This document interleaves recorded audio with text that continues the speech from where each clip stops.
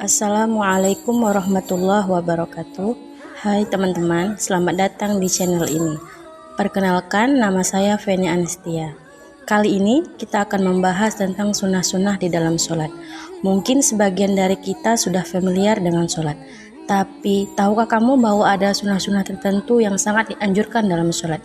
Yuk kita simak pembahasannya. Pengertian sunnah.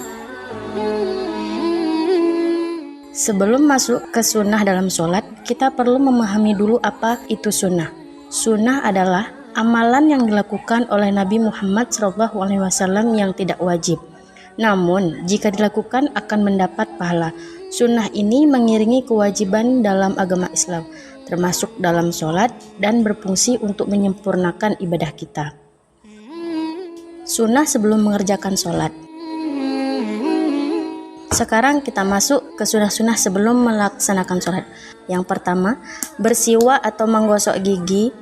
Nabi Muhammad SAW sangat menganjurkan bersiwak sebelum sholat untuk menjaga kebersihan mulut dan menambah kekhusyukan dalam sholat. Dalam sebuah hadis, beliau bersabda yang artinya, seandainya aku tidak memberatkan umatku, pasti aku perintahkan mereka untuk bersiwak setiap kali akan sholat. Hadis riwayat Bukhari dan Muslim. Yang kedua, memakai wewangian. Nabi Muhammad SAW menyukai wewangian, terutama ketika hendak beribadah. Hal ini disampaikan dalam beberapa riwayat, misalnya, Nabi SAW tidak pernah menolak hadiah wewangian. Hadis riwayat Bukhari. Hal ini diartikan sebagai anjuran untuk menjaga kebersihan dan harum di tubuh, terutama saat hendak melaksanakan sholat. Yang ketiga, berwudu dengan sempurna. Berwudu adalah syarat sahnya sholat, namun menyempurnakan wudu menjadi sunnah. Maka menyempurnakan wudu dengan membasuh atau mengusap bukan hanya hal wajibnya saja, itu adalah hal yang disunnahkan sebelum melaksanakan sholat. Yang keempat, mengenakan pakaian terbaik dan bersih. Mengenakan pakaian terbaik dan bersih adalah sunnah yang berlandaskan firman Allah dalam Quran. Bismillahirrahmanirrahim. Ya bani Adam khudhu zinatakum inda kulla masjid. Yang artinya, hai anak Adam, pakailah pakaianmu yang indah di setiap memasuki masjid. Quran Surah Al-A'raf ayat 31. Yang kelima, sholat tahiyatul masjid. Jika kita berada di masjid, sangat dianjurkan untuk melaksanakan sholat tahiyatul masjid sebagai tanda penghormatan terhadap masjid sebelum kita melaksanakan sholat fardu. Rasulullah SAW bersabda, jika salah seorang dari kalian masuk masjid, janganlah ia duduk hingga ia sholat 2 rakaat. Hadis riwayat Bukhari dan Muslim. Sunnah-sunnah ini meskipun tidak wajib memiliki banyak keutamaan dan dapat menambah kekhusyukan dalam ibadah sholat. Sunnah ketika mengerjakan sholat.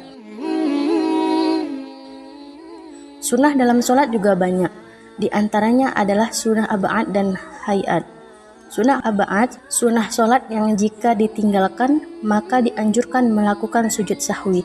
Di antaranya sebagaimana yang disampaikan oleh Syekh Salim bin Sumair di dalam kitab Safinatun Najah, antara lain tasyahud, duduk untuk tasyahud awal, membaca sholawat Nabi pada tasyahud awal, membaca sholawat kepada keluarga Nabi pada tasyahud akhir, dan membaca kunut. Selain itu, ada juga sunat hayat. Sunat hayat adalah amalan sunnah dalam sholat yang tidak perlu diganti dengan sujud sahwi jika ia terlupakan. Beberapa contoh sunat hayat. Pertama, mengangkat kedua tangan saat takbiratul ihram, ketika akan ruku dan ketika bangkit dari ruku. Yang kedua, bersedekap. Yang ketiga, membaca doa iftitah. Yang keempat, membaca ta'awuz sebelum membaca surah Al-Fatihah. Yang kelima, membaca surah atau beberapa ayat setelah membaca Al-Fatihah. Yang keenam, membaca takbir intiqal. Yang ketujuh, membaca bacaan ruku' subhana rabbiyal azimi. Yang kedelapan, duduk i'tirash. Yang kesembilan, membaca doa ketika duduk di antara dua sujud. Yang kesepuluh, menengok ketika salam. Sunnah hayat dibagi menjadi dua, yaitu sunnah qauliyah dan sunnah fi'liyah. Sunnah qauliyah adalah sunnah yang berupa bacaan, sedangkan sunnah fi'liyah adalah sunnah yang berhubungan dengan gerakan sholat. Sunnah ketika selesai mengerjakan sholat.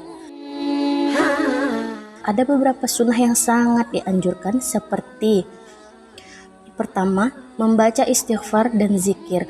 Setelah salam dianjurkan membaca istighfar dan zikir seperti subhanallah, alhamdulillah, dan Allahu Akbar masing-masing 33 kali.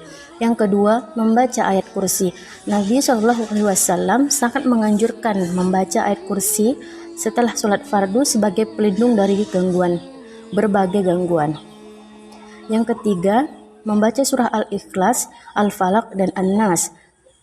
Membaca ketiga surah ini juga dianjurkan untuk perlindungan dan keberkahan. Yang keempat, berdoa setelah sholat.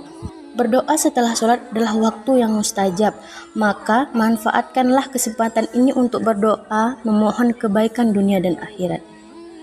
Teman-teman, itulah beberapa sunnah yang dapat kita lakukan sebelum dan setelah sholat. Terima kasih sudah menyaksikan video ini. Jangan lupa like, subscribe, dan share ke teman-teman kalian. Wassalamualaikum warahmatullahi wabarakatuh.